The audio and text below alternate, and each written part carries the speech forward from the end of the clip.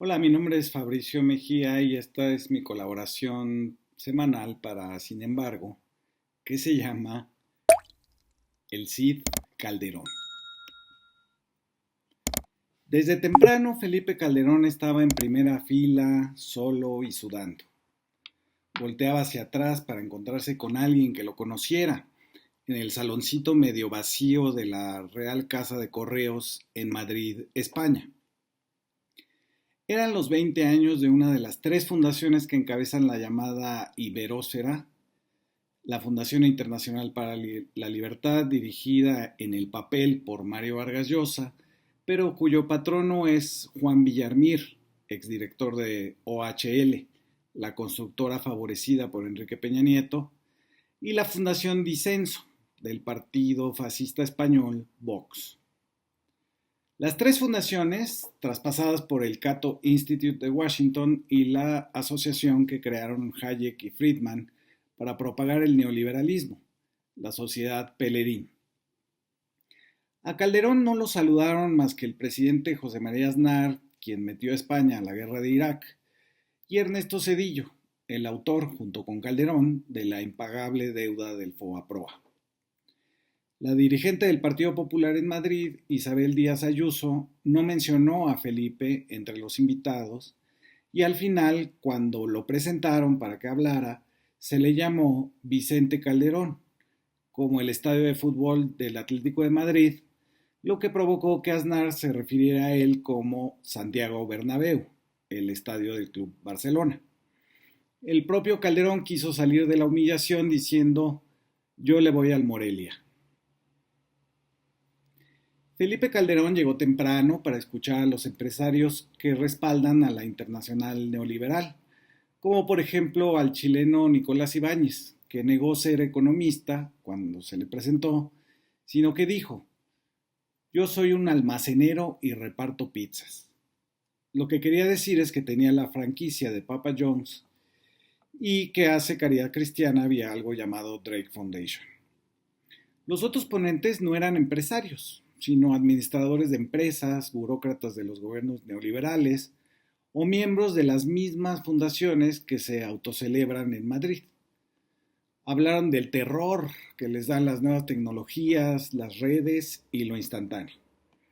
Por ejemplo, Cristian Larroulet, secretario del presidente de Chile, Sebastián Piñera, externó su asombro cuando dijo que, cito: "Los presidentes con las nuevas tecnologías tratan de comunicarse directamente con la sociedad, sin la intermediación de la sociedad civil. Eso", dijo, "le parece que estimula la violencia en las calles y la destrucción de la democracia". Se escuchó también una innovadora teoría sociológica de parte del abogado peruano Enrique Gersi, que aseguró sin miedo: "La izquierda dice que va a resolver las causas de la pobreza, pero la pobreza no tiene causas. Es el estado natural del hombre. Si dejamos al hombre en su estado de naturaleza, todos somos pobres, porque nacemos desnudos. No hay propiedad, solo violencia y no hay amor. Lo único que tiene causas es la riqueza". Luego Gersi pasó a despreciar a su propio país, el Perú, cuando dijo: "Dicen que las constituciones son la sabiduría de un pueblo, pues Perú debe ser el país más sabio del mundo porque lleva 18 constituciones. Mi país no ha roto el récord del fútbol o de la calidad de su cultura, que no tiene, o bueno, quizás con la excepción de su gastronomía, yo no voy a hablar de eso, pero ha roto récord en tener 5 presidentes en 5 años". Luego, sin mayor evidencia, aseguró que el actual presidente, Pedro Castillo, cito: "hizo un fraude con el algoritmo cubano que se usó en Venezuela y que dirige una organización criminal". Vino entonces el turno de Roberto, el primo de Ricardo Salinas Pliego, el dueño de la tienda de licuadoras Electra y de TV Azteca, quien citó a Enrique Krause con algo llamado populismo iliberal y que, según él, es un rencor que toma decisiones. Enumeró las falacias de la derecha mediática mexicana: que Andrés Manuel López Obrador no cree en la ciencia, que Dos Bocas se inunda, que, cito: la revocación de mandato era una antesala de la prolongación de su mandato, que cree que los pobres, cito otra vez, son animalitos que hay que cuidar, que vive en un palacio, que confunde el desarrollo con repartir dinero a sus clientelas. En fin, el primo de Salinas Pliego, a quien se le presentó como director de América Latina del Atlas Network, dijo, sin miedo a la simulación, que el 1% contra los que deberían de ir no son los megamillonarios, sino contra el 1% que vive como sanguijuela del presupuesto. Se le olvidó al primo comentar que a su tío le fue regalada la televisora que ahora tiene y que el hermano del entonces presidente Salinas le hizo un préstamo que nunca pagó. Y ya no hablemos de los 30,000 millones de pesos que le debe al fisco. Al final propuso no repartir la riqueza, sino las oportunidades. Calderón escuchó con atención al presidente del Instituto von Mises de Barcelona, Lorenzo Bernaldo de Quirós, quien llamó a enfrentar el colectivismo vegetariano, compuesto según él por las feministas radicales, los del cambio climático y los animalistas. También al hijo de Vargas Llosa, Álvaro, quien hace un cuarto de siglo firmó un libro llamado Manual del Perfecto Idiota Latinoamericano y que según él describía el pensamiento de la izquierda. Ahora derrotado por la historia y muchas elecciones democráticas, este Vargas Llosa Jr. se lamentó de que lo que antes era un problema monetario de los bancos, ahora es moral y todo mundo opina. También criticó la forma en que se organiza políticamente la nueva sociedad. Dijo, surge lo tribal en causas fragmentarias, que si las mujeres, que si las hormigas, toda una escalera de víctimas donde todo el mundo quiere ocupar su lugar. Felipe se removió en su asiento de primera fila cuando vino la primera mención a López Obrador. La hizo una rubia esmirriada llamada Cayetana Álvarez de Toledo y Peralta Ramos, marquesa de Casafuerte y diputada del Partido Popular Español. Dijo, ese populismo que enfrenta a españoles e hispanoamericanos y derriba estatuas. Estoy pensando, por supuesto, en AMLO, que para escurrir su responsabilidad en el auge de la violencia y la inseguridad del narco, culpa a los españoles de hace 500 años. Cayetana debió escuchar alguna mañanera que yo no escuché en que AMLO hizo la historia de la Niña, la Pinta y la Santa María como origen del cártel Jalisco Nueva Generación, pero no lo explicitó. Luego acusó a López Obrador de ser separatista, como si fuera catalán o vasco ahí en España, porque divide a la iberósfera, geografía que solo los españoles monárquicos creen que existe. Sin miedo al conflicto diplomático, Cayetana convocó a los españoles a no tener pudor a que nos digan injerencistas, y habló de que, cito, la razón necesita representación. Y por supuesto, la razón es Cayetana. La razón también fue Ian Vázquez, un peruano del Cato Institute que sin miedo a la estadística dijo sin problemas, tenemos vidas más largas, más seguras y más prósperas que en cualquier otro momento de la historia, y que la brecha entre los países más ricos y los más pobres se había cerrado como nunca. Pero ya puesto a pensar, Ian se preguntó, si todo es tan maravilloso como lo podemos demostrar, ¿por qué hay gente que rechaza los valores liberales que le han dado tanto beneficio? Y se respondió sin miedo a la simplificación, la ideología de izquierda. La desigualdad es una falsedad, dijo, haciendo él mismo una aseveración indemostrable, es decir, ideológica. A Calderón no lo mencionó, como yo decía, la anfitriona Isabel Díaz Ayuso de la Comunidad de Madrid, pero debió gustarle la parte donde describió a una izquierda latinoamericana mafiosa, autoritaria y antioccidental. Dijo la funcionaria, el populismo de ahora tiene cordones umbilicales con la metástasis del régimen cubano, las mafias de la droga y los autoritarismos del otro lado del mundo. No quiso, pero se refería a Rusia y a China. Después de reivindicarse como heredera de Grecia, Roma y el humanismo judeocristiano, acusó a los gobiernos constituidos de América Latina de contar con resentidos, que toman las calles con frustración y odio y que votan por problemas que no existen. Una vez más, ellos que se precian de ser la razón, hablan de que la desigualdad y la pobreza, la corrupción y el saqueo de las empresas, varias de ellas españolas, no existe.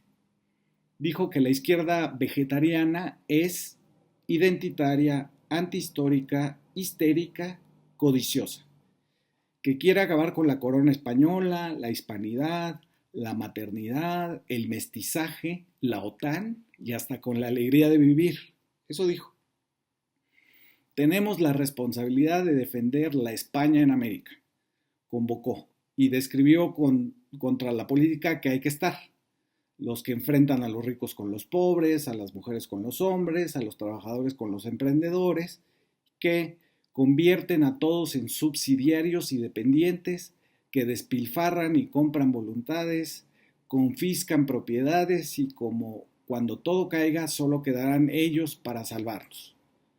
Ya más tranquila, Ayuso presumió que Madrid era ya la segunda Miami. Finalmente se dio paso a la última mesa de este aniversario de la fundación de OHL y se subió al escenario, adornado con una bandera española, Felipe Calderón. Estaba con Aznar, Zedillo y Sergio Moro, el fiscal brasileño que acusó a Lula da Silva de corrupción para dejarlo fuera de la boleta electoral y cuyas pruebas eran tan endebles como fuerte fue su parcialidad. Calderón celebró que Aznar dijera que para ser presidente de Ecuador o de Uruguay se necesitaba pasar por la fundación del Partido Popular, FAES, porque tanto Lazo como Lacalle habían sido formados ahí. Risitas. Zedillo confesó que se acababa de dar cuenta de qué tan difícil fue su sexenio si sus opositores eran, cito, dos señores, uno que ya fue presidente y otro que es el actual. Se refería a Calderón y a López Obrador. Agregó, qué bueno que ya no estamos en la política. Pero ante el reclamo de Calderón dijo, bueno, usted sí, yo no. Risitas. Luego pasó a anunciar otra década perdida para el crecimiento económico de la región. Pero no se responsabilizó de lo que él ha contribuido a las crisis, por lo menos la de México en 1995 y que terminó en la conversión de las deudas privadas en una deuda de 2 billones de pesos que aún no se termina de pagar y que no se pagará nunca, llamada Fobaproa. En cambio, Zedillo dijo que la debacle actual no era por las políticas neoliberales, sino porque no se habían completado. Es decir, que no nos habíamos tomado la medicina completa. Luego se hizo un poco de bolas, el expresidente de las matanzas de Aguas Blancas y Acteal, cuando dijo que los peores resultados de la pandemia, es decir, los muertos, estaban en América Latina por las políticas adoptadas. Pero luego confesó, bueno, la mayor mortalidad fue en Reino Unido, Italia, lo lamento aquí en España y en Estados Unidos. Machacó Zedillo, nuestro retroceso tiene que ver no con lo que se hizo, sino con lo que no completamos. Hoy se recuperan recetas del pasado. Hay liderazgos que prometen que el maná caerá del cielo. Se creen fórmulas mágicas y se le culpa a los otros, al pasado, los extranjeros y hasta la gente de este lado del océano. Calderón vio la luz de su micrófono al fin después de 10 horas y 40 minutos de esperarla, de ansiarla. Había sido ninguneado, su nombre confundido con un estadio, pero era el momento en que podría decir que él también había sido presidente, importante, decisivo. Empezó diciendo que tenía una sensación de déjà vu, que él junto con Zedillo habían firmado en una mesa como esta la reforma electoral. No se acordó que también habían acordado la deuda impagable del FOBAPROA. Eso no lo mencionó. Pero había llegado hasta Madrid para hacer su grilla política. Anunciar que en México la democracia está a punto de caer quizás en un mes más, que México había quedado incomunicado del mundo cuando se suspendió la construcción del quinto mejor aeropuerto del mundo, se refiere a Texcoco, que López Obrador ha presionado a ministros de la Suprema Corte que han tenido que renunciar y soportar que se les congelen sus cuentas bancarias, se refería al corrupto de Medina Mora, y perseguía hasta Ricardo Anaya, que está protegido en Estados Unidos, cuando en realidad está huido. y que hasta él se le habían abierto 6 carpetas de investigación que calificó de absurdas. Y aseguró que el 35% del territorio mexicano estaba en manos del crimen organizado. Pero rápidamente Calderón fue a lo suyo, al anuncio de que no se había ido nunca, que pretendía regresar con su propio partido. Lo dijo así: organizamos un movimiento maravilloso que se llamó México Libre. Afiliamos 200,000 mexicanos por una aplicación. Teníamos ya el registro en la mañana, pero la presión del presidente hizo que nos lo negaran a las 5 de la tarde. Siguió, complacido consigo mismo. La gente en la calle me para preguntarme qué voy a hacer yo. Y yo les digo, es que yo ya lo hice, le gané una vez, dice en referencia al fraude de 2006 contra López Obrador. Pero necesitamos que la gente buena se meta en política con todo. Además de que finge que podría caminar en la calle sin que la gente lo abucheara, aprovecha para refrendar lo que debe ser una obsesión, que ganó con un fraude electoral. Aquí Calderón golpeó la mesa con el puño cerrado ante el despertar repentino de sus oyentes. Aseguró que a su expartido, Acción Nacional, lo dominan los cadeneros, es decir, que considera al PAN como un antro. Está exultante, alborozado, eufórico. Dice que López Obrador lo ha mencionado más de 800 veces. Cita al cerdo de Toy Story que lleva un corcho en la barriga y dice que con México Libre puso en riesgo su patrimonio y no su matrimonio. Menciona el libro del Rey del Cash y al final remata con una cita de lo que conoce de la hispanidad.